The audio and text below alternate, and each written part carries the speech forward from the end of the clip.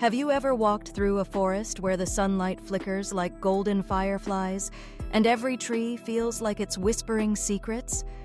That's where this story begins, with a little girl in a bright red hood skipping her way into the woods, completely unaware of the danger waiting just ahead. Her name was Little Red Riding Hood, not because that was her real name, but because of the soft red cloak with a hood that she wore everywhere she went.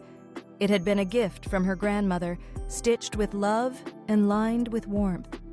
Everyone in the village knew her by that hood, and everyone adored her, especially her grandmother, who loved her more than words could ever say. One sunny morning, her mother called her into the kitchen. "Red, sweetheart," she said, placing a warm cake and a pot of creamy butter into a basket. "Your grandmother's feeling under the weather. Will you take these to her?" Red nodded eagerly. "Of course, Mama. I'll go straight there." "Good," her mother smiled. "But don't talk to strangers, and don't leave the path." Red promised. She picked up the basket, tucked it under her arm, and skipped off, the red hood bouncing behind her like a flag of joy. The woods were quiet, soft, and green. Sunlight painted patches on the forest floor, and the air smelled of pine needles and earth. Birds chirped, butterflies danced, and Red felt as if the whole world was singing. But as she wandered, picking flowers and chasing fluttering petals, she forgot one thing, her promise to stay on the path, and that's when he found her. Out from behind a tree stepped a tall gray creature with yellow eyes and a voice like honey over stone. "Good morning, little one," said the wolf. "And where are you going on such a lovely day?" Red blinked up at him. "To see my grandmother. She's sick, and I'm bringing her cake and butter." The wolf licked his lips, though he smiled kindly. "How thoughtful.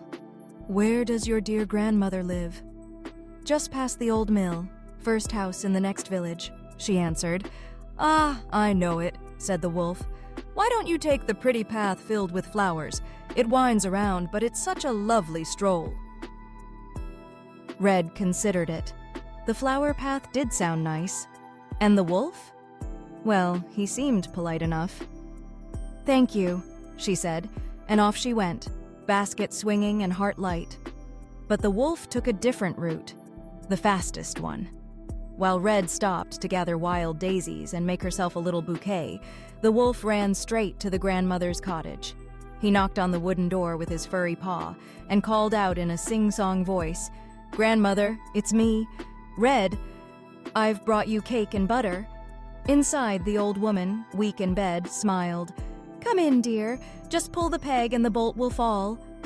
The wolf did, and in one quick, cruel moment, he swallowed her whole.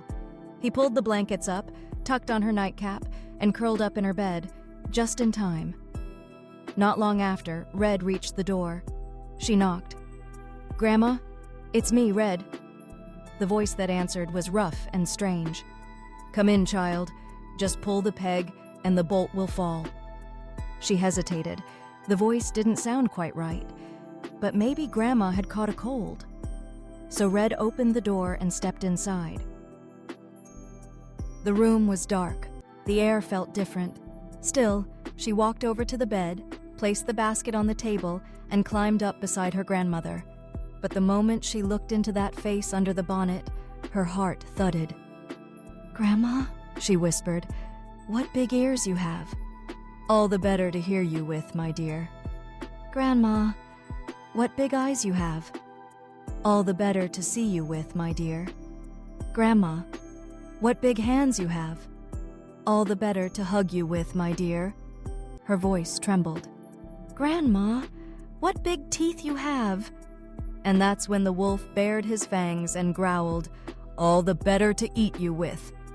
He lunged, and in an instant, Little Red Riding Hood realized the danger. But just before the wolf could strike, the door burst open with a crash. A nearby woodsman, who had heard strange noises while walking by, stormed in with his axe held high. With a shout and one swift swing, he scared the wolf away and pulled both Red and her grandmother, still alive, from the belly of the beast. They all hugged tightly, hearts racing, tears shining. From that day on, Red never strayed from the path again. She learned that curiosity is a beautiful thing, but safety always comes first. And the forest? It still whispers in green shadows. But now, Red listens carefully. Like, comment, and subscribe for more magical tales. And don't forget to press the bell icon.